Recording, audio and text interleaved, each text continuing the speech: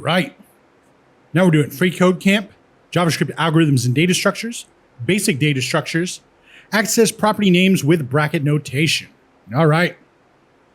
So in the first object challenged, we went through the use of bracket notation as a way to access property values using the evaluation of a variable.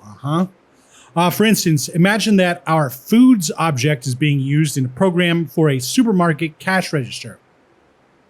We have some function that sets selected food, and we want to check our foods object for the presence of that food. And it might look something like this. So we've got selected food, and it's going to equal this, this function right here, getCurrentFood, and scannedItem is the argument in there. And then we'll say let inventory equal foods, selected food. So basically, whatever we scanned in here, it's going to give us like apple, pear, banana, whatever.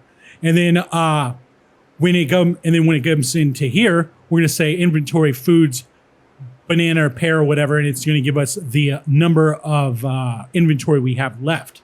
Hopefully that makes sense.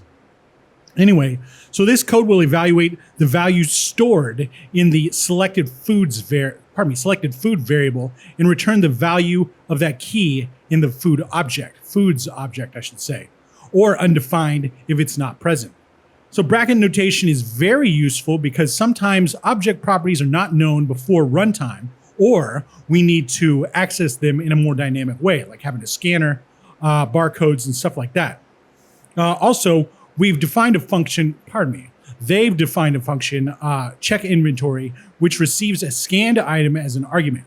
We're going to return the current value of the scanned item key in the foods object. And we can assume that only valid keys will be provided as an argument to check inventory. All right. So right here, we've got check inventory apples, right? So basically what we're going to do here is just say return